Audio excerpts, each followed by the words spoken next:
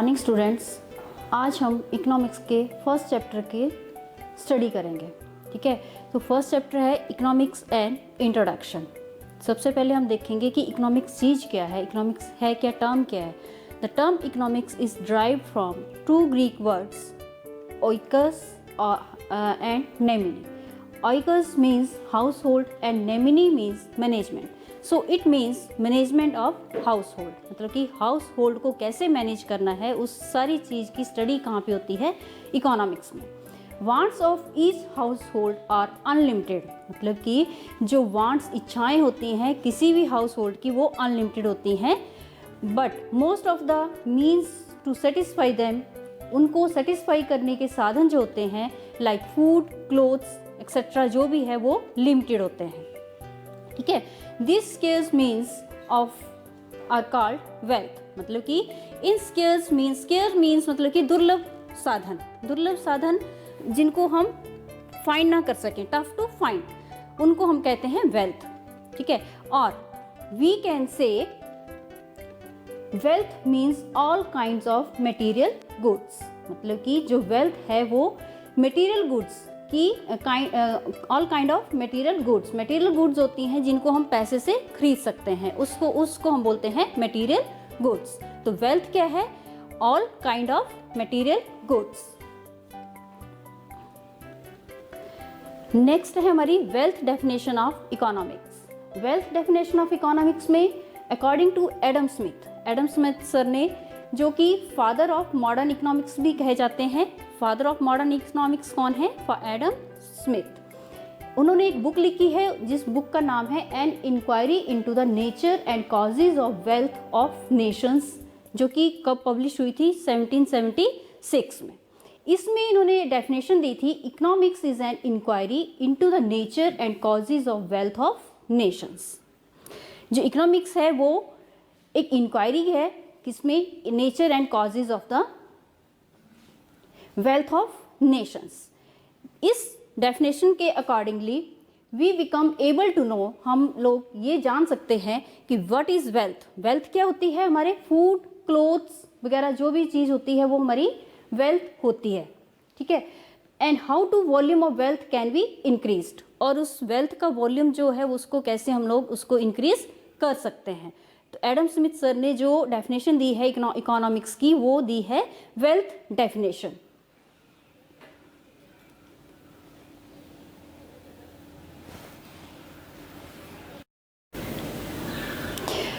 Next term है हमारी subject matter of economics, मतलब कि इकोनॉमिक्स में सब्जेक्ट मैटर क्या है। Under the subject matter of economics all those economic activities are studied which are related to unlimited wants and limited sources, मतलब कि जो भी हमारे पास एक्टिविटीज़ होती हैं, इकोनॉमिक एक्टिविटीज़ जो अनलिमिटेड वांट्स और लिमिटेड सोर्सेज से रिलेट करती हैं, वो है हमारा सब्जेक्ट मैटर ऑफ इकोनॉमिक्स। अब इकोनॉमिक एक्टिविटी क्या है, इकोनॉमिक एक्टिविटी है, it means that activity which is related to the use of scarce resources for the satisfaction of human wants, मतलब कि ऐसी एक्टिविटी जो कि स्केर्स रिसोर्सेज हैं, हमारे पास कम रिसोर्सेज हैं और सेटिस्फाई करते हैं, उन कम रिसोर्सेज के थ्रू हम ह्यूमन वांट्स को हम लोग सेटिस्फाई करते हैं। एंड इकोनॉमिक एक्टिविटी में और may not be generate income, मतलब कि इकोनॉमिक एक्टिविटी जो है वो इनकम को जनरेट कर भी सकती है और नहीं भी कर सकती है। Some economic activities are as follows, मतलब कि आगे जो दी हुई हैं वो सब इकोनॉमिक एक्टिविटीज़ आगे हमारे दी हुई है। फर्स्ट ऑफ ऑल है प्रोडक्शन। प्रोडक्शन क्या है, it is the activity which is concern with the increasing the value of goods and services, मतलब कि गुड्स एंड सर्विसेज से कंसर्न रखता है प्रोडक्शन। फॉर एग्जाम्पल, जब बिस्किट बनाते हैं हम लोग, उसमें मैदा, चीनी और लेबर लगती है, तो वो जो एक्ट है वो है एक act of production. The four main factor of productions are land, labour, capital and entrepreneurship.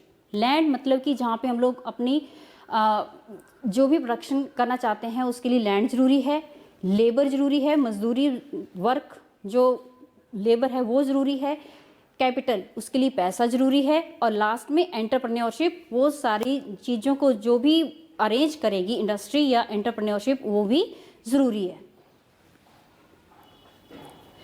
Next है कंजम्पशन। कंजम्पशन मीन्स उपभोग। This economic activity is concern with using up the value of goods and services. मतलब कि goods and services को उपभोग कैसे करना है वो होती है हमारे consumption. For example wearing a shirt, eating food, drinking water, ये सब जो है हमारे एग्जाम्पल्स ऑफ कंजम्पशन है। कंजम्पशन होते हैं हमारा उपभोग, हम लोग किसी चीज़ का या किसी वस्तु का उपभोग कैसे करते हैं। थर्ड है हमारा इकोनॉमिक एक्टिविटीज़ में investment. The economic activity is concern with the purchase of capital goods and goods for further uses. Investment means किसी चीज़ में इन्वेस्ट करना, उसके लिए कैपिटल गुड्स को परचेज करना फॉर फर्दर यूज़। और कैपिटल गुड्स क्या होती हैं हमारी? कैपिटल गुड्स होती हैं, capital goods are a particular form of economic good and are tangible property, जिनको हम टेंजिबल मतलब जिनको हम टच कर सके, और ये होती है इकोनॉमिक गुड। थर्ड वन था हमारा इन्वेस्टमेंट, एंड लास्ट है हमारा एक्सचेंज। एक्सचेंज मतलब it is an activity which is relate to the buying and selling of a product. किसी प्रोडक्ट को खरीदना या बेचना, उसको हम बोलते हैं एक्सचेंज। नेक्स्ट टर्म है हमारी micro and macro levels of economic activity. Micro and macro levels of economic activity.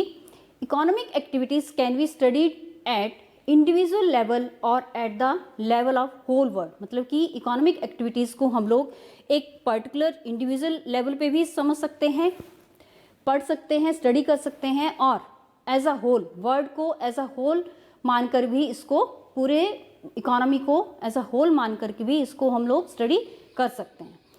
Sir Ragnar फ्रिश ने, इकोनॉमिस्ट हैं जो नॉर्वे के, उन्होंने इकोनॉमिक्स को दो तरह से डिवाइड किया हुआ है। नंबर वन, दो पार्ट्स में डिवाइड किया हुआ है। Number one micro economics and second है आपका मैक्रो इकोनॉमिक्स। तो फर्स्ट ऑफ ऑल हम देखेंगे माइक्रो इकोनॉमिक्स क्या है। माइक्रो इकोनॉमिक्स है हमारी the term micro drive from the Greek word. ये ग्रीक वर्ड से टर्म निकाली गई है जो कि होती, जिसको बोलते हैं मिक्रोज, विच मीन्स स्मॉल। उसका मतलब है स्मॉल, छोटा। In micro economics we can study the economic activities at individual unit. मतलब कि एक यूनिट के रूप में इसको हम लोग इकोनॉमिक एक्टिविटीज़ को स्टडी कर सकते हैं। For example individual person, individual firm और individual household, individual market etcetera, ये सारे क्या हैं हमारे माइक्रो इकोनॉमिक्स में, इन चीज़ों को स्टडी किया जाता है। नेक्स्ट है हमारा macro economics. Macro economics, the term macro drive from the Greek word macros. ये भी एक ग्रीक वर्ड है जो कि मैक्रो करके, उसका मतलब है लार्ज, बड़ा।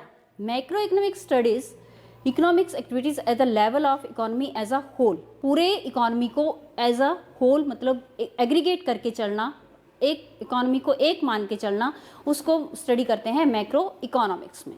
Like national income, full employment, aggregate demand and aggregate supply. तो ये सारी चीज़ें जो होती हैं हमारी मैक्रो इकोनॉमिक्स में स्टडी की जाती हैं। नेक्स्ट है हमारा difference between macro economics and macro economics. Difference micro economics में और मैक्रो इकोनॉमिक्स में क्या डिफरेंस है वो देखेंगे हम। First of all micro economics जो है स्टडीज इकोनॉमिक रिलेशनशिप और economic problem at the level of individual. मतलब कि माइक्रो इकोनॉमिक्स जो है वो इकोनॉमिक प्रॉब्लम्स को सॉल्व करता है eight the level of individual. एक उसमें एक इंडिविजुअल टर्म में उसको इसकी रिलेशनशिप को शो करता है, जैसे कि an individual firm, an individual house hold और एन इंडिविजुअल कंज्यूमर। नेक्स्ट है मैक्रो इकोनॉमिक्स में macro economics studied economic relationship और economic problems at the level of economy as a whole। मतलब कि ये economic problems को as a whole मतलब पूरी इकोनॉमी को एग्रीगेट करके चलता है, जो कि कहलाता है मैक्रो इकोनॉमिक्स। सेकेंड डिफरेंस है इनमें, micro economics is basically concerned with determination of output and price for an individual firm और इंडस्ट्री। मतलब कि ये जो माइक्रो इकोनॉमिक्स है ये एक पर्टिकुलर इंडिविजुअल पर्सन या इंडस्ट्री या मार्केट के लिए प्राइस डिटर्मिनेशन करता है। इट इज़ द, इसको हम थ्योरी ऑफ प्राइस भी बोलते हैं, माइक्रो इकोनॉमिक्स को हम थ्योरी ऑफ प्राइस भी बोल सकते हैं। नेक्स्ट है हमारा, macro economics is basically concerned with determination of aggregate output and general price level in economy as a whole. Micro economics में हम इंडिविजुअल लेवल पे काम करते हैं और मैक्रो इकोनॉमिक्स में हम लोग इकोनॉमी एज अ होल को बेस मान के हम लोग काम करते हैं। इसको हम बोलते हैं it is a theory of income and employment. मतलब कि माइक्रो इकोनॉमिक्स को बोलते हैं हम theory of price and macro economics को बोलते हैं हम theory of income and employment. Third इसका डिफरेंस है, market forces plays a significant role in the context of macroeconomics problems like the problem of product pricing। market forces मतलब कि जो market में जो चल रहा है डिमांड या सप्लाई, वो सारी चीज़ें इसमें प्राइस को डिटर्मिनेशन करती हैं। नंबर 3 इसका मैक्रो इकोनॉमिक्स का डिफरेंस में आता है, government policies play a significant role in the context of macro economics. Government जो है वो एक सिग्निफिकेंट रोल, महत्वपूर्ण रोल पे करती है, अदा करती है किस चीज़ में, प्रॉब्लम्स इसमें like the problems of unemployment, poverty और इन्फ्लेशन। मतलब कि जैसे कि अनएम्प्लॉयमेंट है पूरे देश में होगी, किसी पर्टिकुलर फर्म में या किसी पर्टिकुलर इंडस्ट्री में नहीं होगी, वो पूरे देश में होगी, तो उसको कौन सॉल्व करता है, किस लेवल पे सॉल्व किया जाता है, मैक्रो इकोनॉमिक्स के रूप में। और इन्फ्लेशन, उतार चढ़ाव, जो पैसे की वैल्यू में उतार चढ़ाव आता है, उसको भी हम मैक्रो इकोनॉमिक्स के लेवल के ऊपर देखते हैं। नेक्स्ट टर्म है हमारी economic system. On the basis of organisation and institutions relating to economic activities, the economic system are divided into 3 parts. 3 parts के ऊपर इकोनॉमिक सिस्टम्स को डिवाइड किया गया है। नंबर 1 है हमारे पास कैपिटलिज्म। कैपिटलिज्म में क्या होता है, in this system people are free to consume, produce and exchange the goods. मतलब कि जो पीपल हैं इस इकोनॉमी में, जो लोग हैं वो फ्री होते हैं, फ्री ऑफ माइंड होते हैं, क्या वो प्रोड्यूस कर रहे हैं, क्या वो कंज्यूम कर रहे हैं, वो लोग फ्री होते हैं। There is no interference of the government. इस तरह की इकोनॉमी में गवर्नमेंट की कोई इंटरफेरेंस नहीं होती है। एंड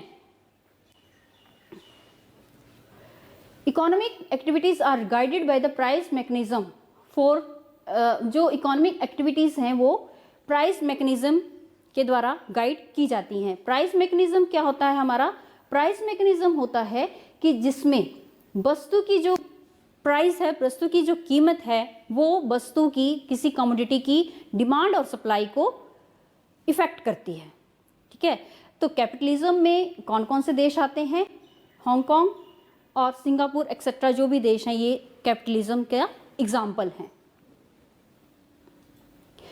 नेक्स्ट है सोशलिज्म। सोशलिज्म में क्या होता है, under this economic system activities like consumption, production, exchange etcetera are fully under the control of the government. इस तरह की इकोनॉमी में सारा जो कंट्रोल होता है वो गवर्नमेंट का होता है। किस चीज़ के ऊपर, कंजम्पशन के ऊपर, प्रोडक्शन के ऊपर, एक्सचेंज के ऊपर, सारा ही जो कंट्रोल होता है वो गवर्नमेंट के द्वारा किया जाता है। सोशल वेलफेयर जो होता है इसका, इस तरह की इकोनॉमी का एक मेन ऑब्जेक्टिव होता है, मेन उद्देश्य क्या होता है इसका, social welfare. For example Cuba जो कंट्री है उसमें वहाँ पे है सोशलिज्म। नेक्स्ट इकोनॉमी है हमारी मिक्स्ड इकोनॉमी। मिक्स्ड इकोनॉमी में under this economic system people are free to undertake some economic activities while government undertake some other, मतलब कि इसमें पीपल भी अपने इकोनॉमिक एक्टिविटीज़ का डिसीज़न ले सकते हैं और गवर्नमेंट भी इसका डिसीज़न ले सकती है। तो इसमें दोनों ही, पब्लिक भी और गवर्नमेंट भी इस तरह की इकोनॉमी में इन्वॉल्व होती है।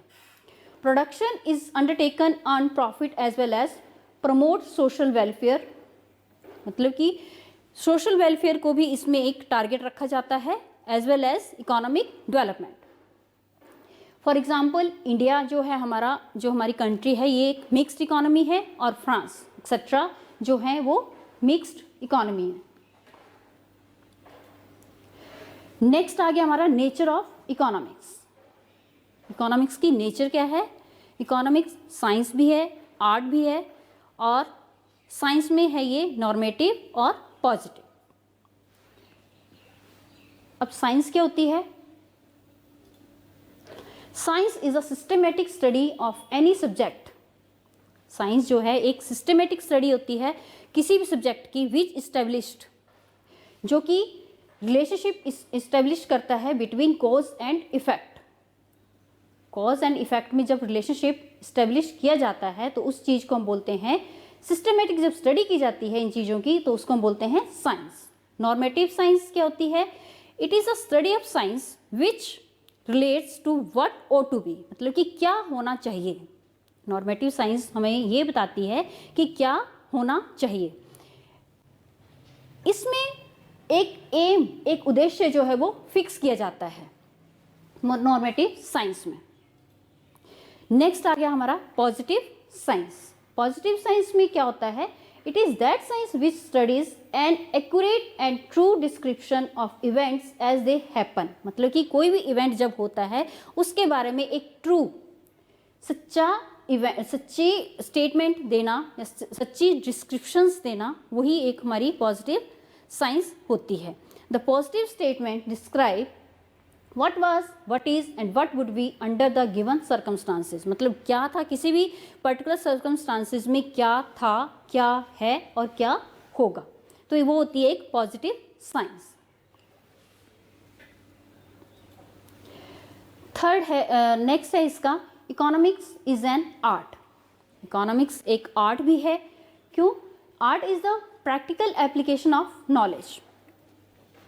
आर्ट क्या है? एक प्रैक्टिकल एप्लीकेशन है, एक ऑफ नॉलेज है for achieving some of definite aim, किसी निश्चित किए गए उद्देश्य को प्राप्त करने के लिए जब हम लोग वर्क करते हैं उसको हम बोलते हैं art. We all know that unemployment is the main problem of our India. India में जो है वो अनएम्प्लॉयमेंट जो है वो एक मेन प्रॉब्लम है, और इस प्रॉब्लम को अचीव करने के लिए या फुल एम्प्लॉयमेंट को लाने के लिए गवर्नमेंट क्या करती है? वो इकोनॉमिक प्लानिंग का सहारा लेती है। So in conclusion we can say that economic is a science और art as well as art, मतलब कि ये एक साइंस भी है और एक आर्ट भी है। Thank you.